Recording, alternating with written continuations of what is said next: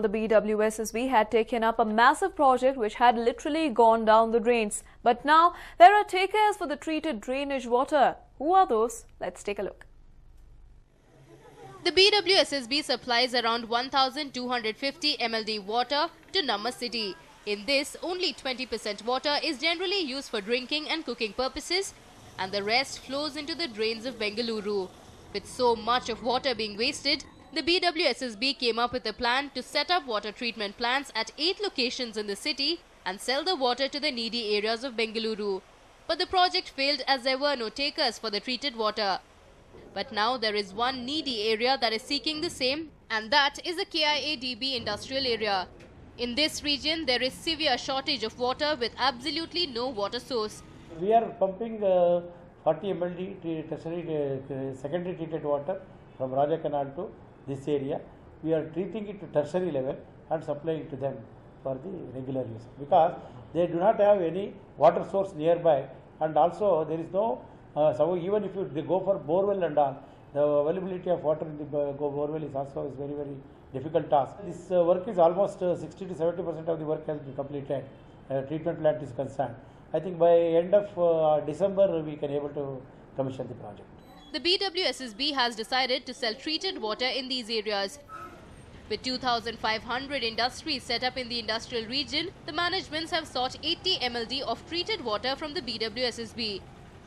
Let's now take a look at how much the project costs and how much will BWSSB earn from it. The entire project from treatment to supply, including laying of the pipeline, will cost 114 crore rupees. The pipeline will be laid between Bagalur and Devanahalli. The water treatment plant has a capacity to generate 80 MLD water. By supplying 80 MLD water, the BWSSB can earn 10 lakh rupees on a daily basis. Meanwhile, KIADB will bear all the expenditure, while the BWSSB will operate the treatment plants. As of now, around 60 to 70% of the civil work on the project has been completed. The secondary treated water from the Raja Canal will be pumped to the industrial area, where it will be treated yet again, and later the tertiary treated water will be supplied to the industries. As per the additional chief engineer, the works on the project will be completed by December. Earlier, the BWSSB that had initiated the water treatment project had suffered major losses as there were no takers for it. But now with the KIADB industrial area asking for treated water, the BWSSB's coffers will soon be filled. Anand Burli for News 9, Bengaluru. Well, the activists of Kannada Rakshana Vedike staged a protest today in front of BMRCL against the non-usage of Kannada language boards at metro stations. The protesters who gathered at Shantinagar BMRCL office also alleged that non-Kannadigas were being given preference even in recruitment. They strongly opposed the usage of Hindi at stations and urged the authorities to stop using it completely and instead use Kannada and English. BMRCL MD Pradeep Singh Karola met KRV activists and convinced them to stop the agitation.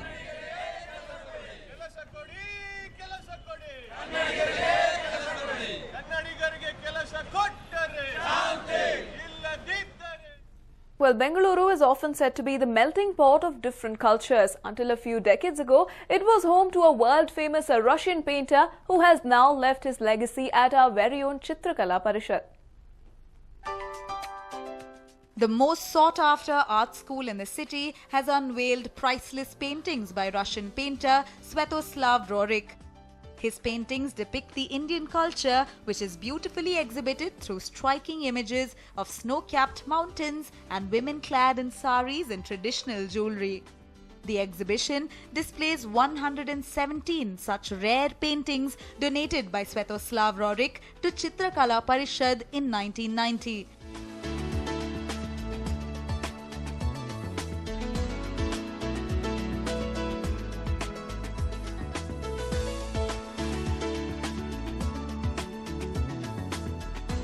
If you are an art lover and appreciate works by Russian painters, you must have also heard of world-renowned painter Nicholas Roerich. Many of the paintings donated by Sviatoslav are also the works of his father, Nicholas. While for Bengalurians it is witnessing India through the eyes of a foreigner, paintings by the Rorik father and son duo are considered to be the holy grail of Russian art lovers. Taj Mahal to others. What is Taj Mahal to others? To Russians, Rolich collections, Rolich estate. It's a sacred place to them. I have seen them emotionally coming and watching it and going back. While his father has left more of a legacy behind, Svetoslav shared a direct connection with Bengaluru. Rorik lived the last decade of his life in Bengaluru. During his stay here, Rorik rubbed shoulders with people like Indira Gandhi and Jawaharlal Nehru. And if you are wondering why he chose to donate some of his most sought-after paintings to Chitrakala Parishad, it is because he was instrumental in the foundation of the art school. His most renowned painting is of Jesus with bright blue eyes and sharp features.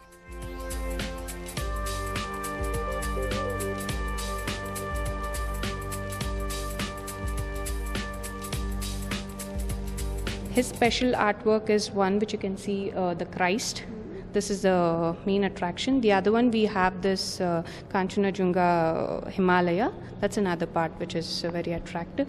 And Rorik's wife, Mrs. Devika Rani, she's the first film actress of Indian cinema. Even her works are very attractive here. Married to famous Indian actress Devika Rani, many of his paintings are that of a beautiful Indian woman in a traditional attire. Devika Rani has graced his canvas on numerous occasions, from sitting by the water's edge to being pensive, to even paintings of Devika looking right at the frame. Svetoslav managed to capture her piercing gaze in the stroke of a brush.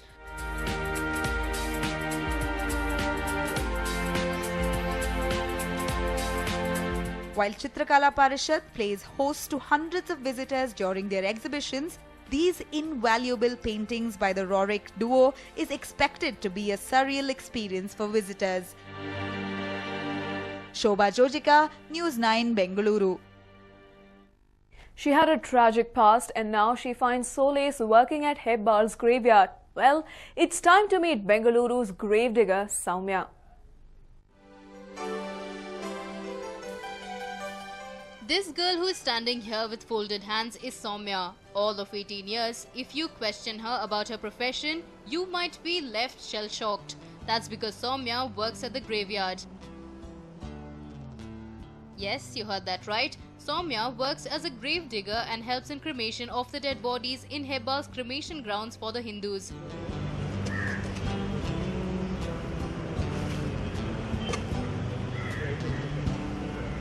ನಾನು ನಮ್ಮ ತಾತ ಮಾಡ್ತಿದ್ರು first. ನಮ್ಮ ತಾತ ತೀರೋದ್ಮೇಲೆ ನಮ್ಮ ತಂದೆ ಮಾಡ್ತಿದ್ರು. ನಮ್ಮ ತಂದೆನೂ ತೀರೋದ್ರು ಮೇಡಮ್. ನಮ್ಮ ತಂದೆ ತೀರೋದ್ಮೇಲೆ ನಾನು ನಮ್ಮಮ್ಮ ಮಾಡ್ತಿದ್ದೀರಿ ಮೇಡಮ್.